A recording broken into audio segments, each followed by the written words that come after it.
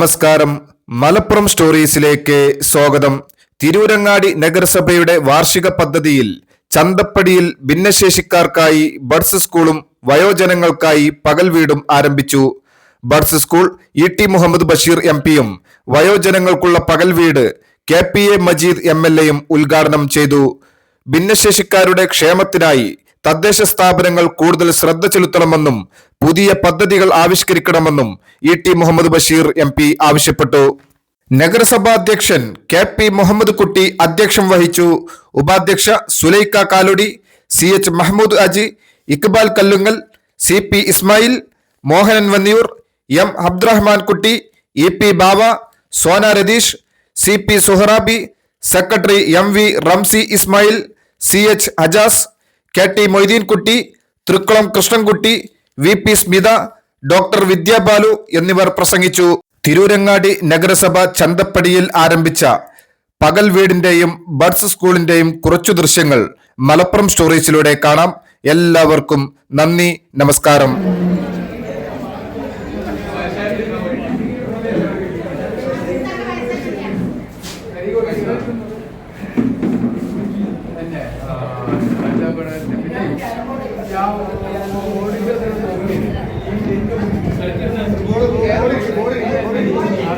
Photo 60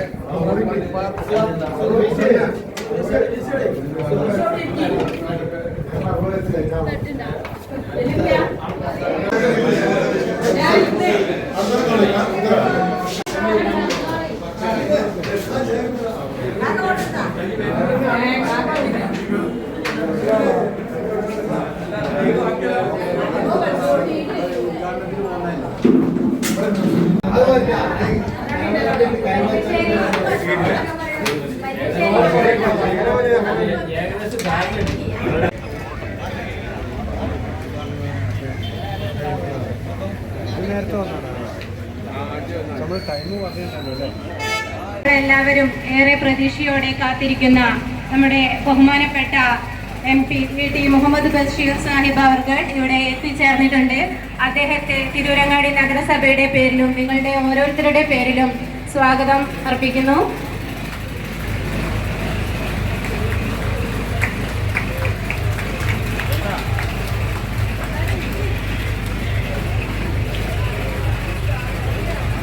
നഗരസഭ ഭരണസമിതിക്ക് വേണ്ടി പ്രത്യേകം അഭിനന്ദിക്കുന്നു. അതോടൊപ്പം തന്നെ ഇത് ഒരു തുടക്കം മാത്രമാണ്. തുടക്കത്തിലുണ്ടാകുന്ന പ്രയാസത്തിക്ക് വേണ്ടി അഭ്യർത്ഥിച്ചുകൊണ്ട് തുടർന്നുള്ള ഇതിന്റെ പുരോഗമനത്തിന് വേണ്ടി എല്ലാവരുടെയും എല്ലാ മനസ്സുകളുടെയും സഹകരണവും സഹായവും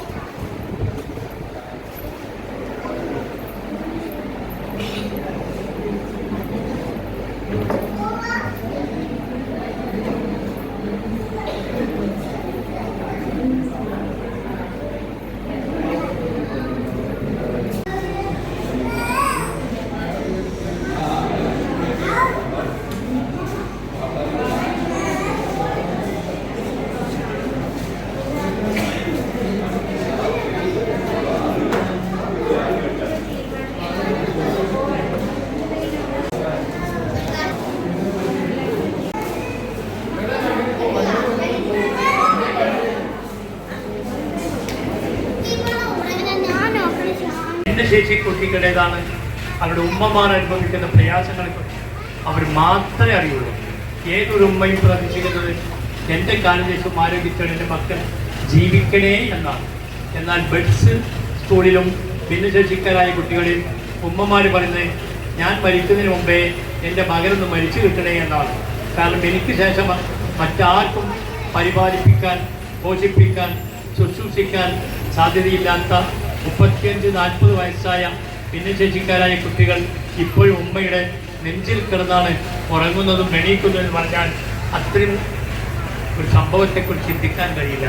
ഞാൻ ഓർക്കുന്നത് ബഹുമാനപ്പെട്ട ബഷീർ സാഹിബ് വിദ്യാഭ്യാസം അധ്യയിക്കുന്ന കാലത്ത് കേരളത്തിലെ ഗവൺമെൻറ് താലൂക്ക് ഹോസ്പിറ്റലുകളിൽ ഡയാലിസിസ് മെഷീൻ കൊണ്ടുവരുന്നതിനുള്ള കഠിനമായ ശ്രമം ആരംഭിക്കുകയും സംസ്ഥാനമൊട്ടുക്കും താലൂക്ക് ഹോസ്പിറ്റലുകളിലെ ജില്ലാ ആസ്പത്രികളിൽ ഡയാലിസിസ് മെഷീനുകളുടെ ശേഖരം തുടങ്ങുകയും ചെയ്തു. സ്വകാര്യ മേഖലയിലും അത് ആവർത്തിക്കുകയുണ്ടായി. അതുകൊണ്ട് തന്നെ ഈ കാരുണ്യം നീട്ടി നിന്നോ വ്യാപകമായി അത് നടപ്പായി. അതുപോലെ തന്നെ ഇവർക്ക് വേണ്ടി സ്കൂളുകൾ, പാലിയേറ്റീവ് സെൻ്ററുകൾ, അങ്ങനെയുള്ള ജീവകാരുണ്യ പ്രവർത്തനങ്ങളുടെ ഏറ്റവും നല്ലൊരു മുഹൂർത്തമുണ്ടായി. ഞങ്ങൾ ഈ അധികാരത്തിൽ വന്നപ്പോൾ ഞങ്ങൾ ആദ്യം പറഞ്ഞത് ആരോഗ്യ രംഗത്തും വിദ്യാഭ്യാസ രംഗത്തും എന്നാണ്. അത് തീർച്ചയായും പുലർന്നു. നഗരസഭയിൽ എന്തൊക്കെ ചെയ്യാൻ ബാക്കിയുണ്ടോ അതൊക്കെ പൂർത്തീകരിച്ച് ഞങ്ങൾ ഇറങ്ങുകയുള്ളെന്ന ശപഥം ചെയ്ത് പ്രവർത്തിച്ചതിൻ്റെ ഫലമായി സ്വന്തമായൊരു കെട്ടിടത്തിൽ തന്നെയാണ് ഇത് പ്രവർത്തിക്കുന്നത്. ഇതൊരു വാടക കെട്ടിടമല്ല. അതുകൊണ്ട് ഒഴിഞ്ഞു പോകേണ്ടി വരില്ല. ഇവരുടെ സംരക്ഷണത്തിന് വേണ്ടി ഫണ്ട് പിരിപ്പിക്കേണ്ടതില്ല. 1 കോടി രൂപ കൊല്ലത്തിൽ വരുമാനം സൃഷ്ടിച്ചുകൊണ്ടാണ് നഗരസഭ ഷോപ്പിംഗ് കോംപ്ലക്സ് അതിൻ്റെ ഉദ്ഘാടനം മറ്റന്നാൾ കുഞ്ഞാലിക്കുട്ടി സാഹിബ് നിർവഹിക്കുന്നത്. ഒരു തുള്ളി കുടിവെള്ളം കിട്ടാൻ സാധ്യതയില്ലാതെ പുരാപദ്ധതിയിലും വള്ളപ്പദ്ധതിയും ഒക്കെ പരാജയപ്പെട്ടെടുത്തുനിന്ന് നമ്മൾ കടലുണ്ടിപ്പടിയിലൂടെ ഒഴുകി വെള്ളങ്ങൾ ഇലക്ട്രിക് ടാങ്കിൽ ശേഖരിച്ച് ചന്തപ്പടിയിലും ഹോസ്പിറ്റൽ ചന്തപ്പടിയും ആ കാണുന്ന കെട്ടിടത്തിന് മുകളിലും ഒക്കെയായി നമ്മൾ ടാങ്കുകളുടെ പണി പൂർത്തിയായി, പൈപ്പ് ലൈൻ്റെ പണി പൂർത്തിയായി. ജനസംഖ്യ സൗകര്യമായി വീടുകളിലേക്ക് വരെ വെള്ളത്തിക്കാൻ സാധിക്കും എന്ന വലിയൊരു നേട്ടമായി കാണും. അതേപോലെ പൊതു ശ്മശാനം എന്ന ലക്ഷ്യം സഫലീകരിക്കാൻ നമുക്ക് സാധ്യമായി ശിലാസ്ഥാപനം നിർവഹിച്ച് അതിൻ്റെ പണി നടന്നു കഴിയണം. പിന്നെ ബാക്കി നിൽക്കുന്ന റോഡുകൾ അറ്റകുറ്റപ്പണികളെക്കാണ് ഞങ്ങൾ ശ്രദ്ധിച്ചത് മുഴുവൻ ആളുകൾക്കും പെൻഷൻ കൊടുക്കുക എന്നതാണ്. പെൻഷൻ പദ്ധതിയെ പോലെ തന്നെ ഞങ്ങൾ ആഗ്രഹിച്ച് മറ്റൊന്നായിരുന്നു ഈ വഴിയിൽ 101 വീടുകൾ ദാനം ചെയ്യാൻ സാധിച്ചുവോ എന്നതിൻ്റെ വലിയൊരു നേട്ടമായി. അപ്പോഴാണ് നഗരസഭയുടെ തെരഞ്ഞെടുപ്പുമായി ബന്ധപ്പെട്ട വിഷയങ്ങളിൽ സർക്കാരിൻ്റെ പദ്ധതികളുമായി മുന്നോട്ട് പോകുമ്പോൾ അതിൻ്റെ ഏറ്റവും വലിയ പദ്ധതികൾ പൂർത്തി നടക്കുമ്പോൾ തിരൂരങ്ങാടി നഗരസഭയും ഈ കാലയളവിൽ മെച്ചപ്പെട്ട എല്ലാ പ്രവർത്തനവും പൂർത്തീകരിച്ചുകൊണ്ട് തന്നെയാണ്. ഇപ്പോൾ വില്ലേജ് ഓഫീസ് മനുഷ്യർക്ക് കടന്നു ചെല്ലാൻ പറ്റാത്ത കുട്ടിക്കൊരു സ്ഥലത്തായിരുന്നു. ഒരുപാട് ആളുകൾ നിത്യം സന്ദർശിക്കേണ്ട സ്ഥലമായിരുന്നു. അതിന് മനോഹരമായ ഒരു കെട്ടിടത്തേക്ക് മാറ്റുകയും 50 ലക്ഷം രൂപ അതിനുവേണ്ടി മാറ്റിവെക്കുകയും ചെയ്ത സർക്കാർ നടപടികളുമായി നമ്മൾ സഹകരിച്ച് മറ്റന്നാൾ അതിൻ്റെ ശിലാസ്ഥാപനം ബഹുമാനപ്പെട്ട മന്ത്രി രാജൻ അവർ നിർവഹിക്കുകയാണ്. അങ്ങനെ നഗരസഭയിൽ എന്തൊക്കെ പറയുന്നുണ്ടോ അതൊക്കെ പരിഹരിച്ചുകൊണ്ടാണ് നമ്മൾ മുന്നോട്ട് പോയിക്കൊണ്ടിരിക്കുന്നത്.